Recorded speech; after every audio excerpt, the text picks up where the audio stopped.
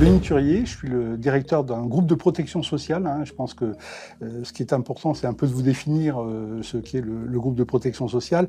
On assure, en fait, nous sommes l'assureur d'une branche professionnelle qui est la branche des industries graphiques, de l'imprimerie des industries graphiques.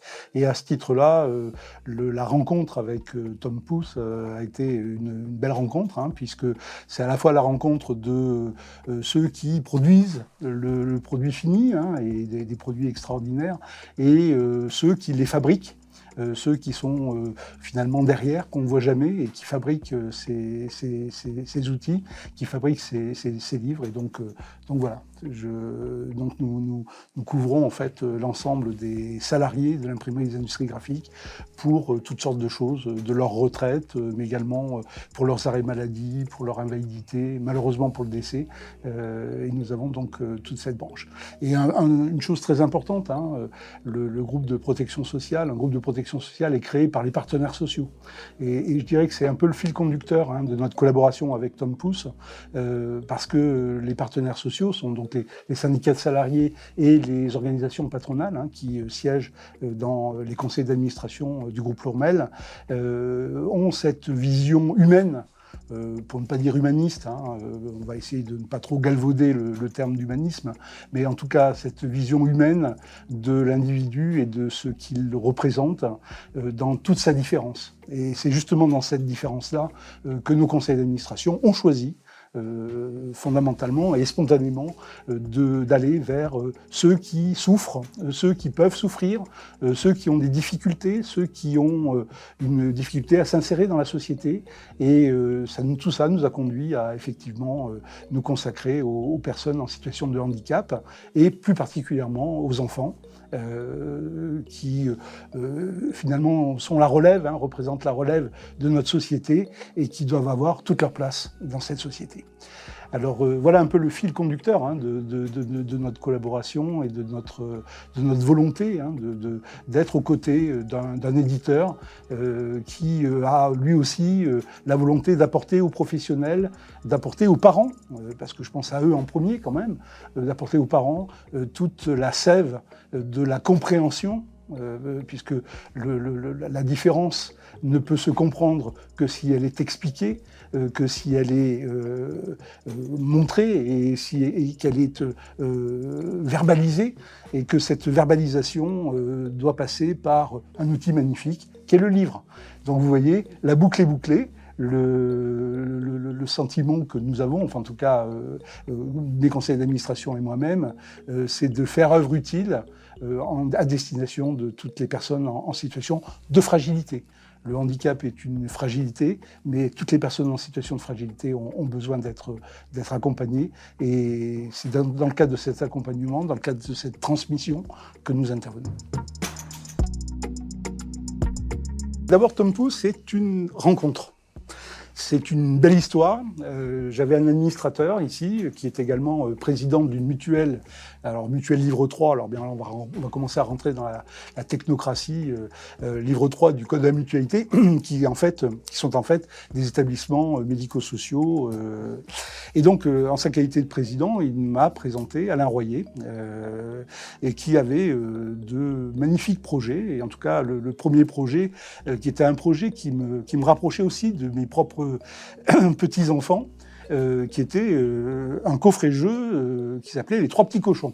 Et réinventer Les Trois Petits Cochons aujourd'hui, c'est quand même une sacrée gageure.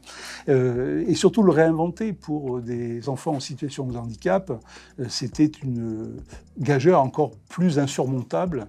Gageure qu'il a surmonté avec talent. Et on s'est intéressé à ce sujet en se disant que finalement, des idées novatrices comme celles que les éditions de Tom Pouce avaient, étaient des idées que nous ne souhaitions pas récupérer, mais que nous pouvions en tout cas financer, puisque nous sommes des insanes et des infâmes financeurs, et absolument pas des gens qui sont sur le terrain, en tout cas qui vivent les difficultés. En revanche, devant le succès qu'a eu ce premier livre-jeu, on a continué notre collaboration, et puis Alain Royer, toujours en recherche d'utilité, nous a proposé la collection des tutos, collection à laquelle notre commission d'action sociale, composée d'administrateurs, je vous le disais tout à l'heure, administrateurs employeurs, administrateurs salariés, ont donné leur accord et nous avons suivi cette volonté inébranlable chez Tom Pouce, en la personne d'Alain, cette volonté inébranlable de produire ce qui peut aider et pas ce qui se vend. Des éléments qui peuvent aider. Et puis, une fois de plus, je reviens, parce que c'est toujours le fil directeur, c'est du papier. C'est du papier, c'est du livre, ce sont des ouvrages. C'est titiller le cerveau de ceux qui ont en charge d'accompagner ces enfants qui sont en difficulté. Et ça, véritablement, ça a été encore une adhésion unanime à la volonté de Tom Pouce. Et donc, de cette belle rencontre intermédiée par le président de la Mutuelle de la Mayotte, j'en parlais tout à l'heure, nous avons avancé et travaillé. Et puis, dans le fond, dans le conscient politique des conseils d'administration, c'est aussi de continuer l'action que nous menons en faveur des enfants en situation de handicap, enfants et jeunes adultes en situation de handicap. Alors j'aurais juste une petite anecdote à raconter. Alors ça ne concerne pas vraiment le handicap, mais de montrer un petit peu en quoi l'Ourmel a une vraie volonté et une vraie volonté d'aider ceux qui sont dans la difficulté. Il y a une quinzaine d'années à peu près, nous avions reçu un courrier à notre service Action sociale, Action et soutien, de parents qui nous disaient, notre enfant est atteint d'une maladie grave, qui nous oblige à créer une chambre stérile à la maison, et notre enfant va devoir rester dans cette chambre stérile pendant plusieurs mois. Il y a un coût à tout ça. Donc un coût pris en charge par l'assurance maladie, très, très vraisemblablement, mais il y a un reste à charge particulièrement important. Et en regardant ce dossier-là, qui n'était pas dans notre spectre habituel d'intervention, on a accepté de financer, et on a financé la finalisation de cette chambre stérile. Nous n'avons eu que des remerciements de la part des parents. Ce n'est pas des remerciements que nous attendions. Ce que nous attendions, c'est que l'enfant qui avait été placé en chambre stérile puisse se sortir de sa maladie. Et il s'est sorti de cette maladie. Donc, véritablement, c'était le premier signe qui nous amenait vers ce problème de fragilité. Fragilité des parents, fragilité des enfants, fragilité de l'entourage, fragilité de la famille. Et puis, bon an, mal an, on a continué à s'intéresser un petit peu à ce qui se passait, et on s'est intéressé à une association qui s'appelle Hippocampe, l'association Hippocampe, qui réalise des choses assez extraordinaires pour les enfants en situation de handicap. Et notamment, et toujours, vous allez voir qu'on a toujours ce fil rouge qui est le livre, qui est le papier, qui est la production.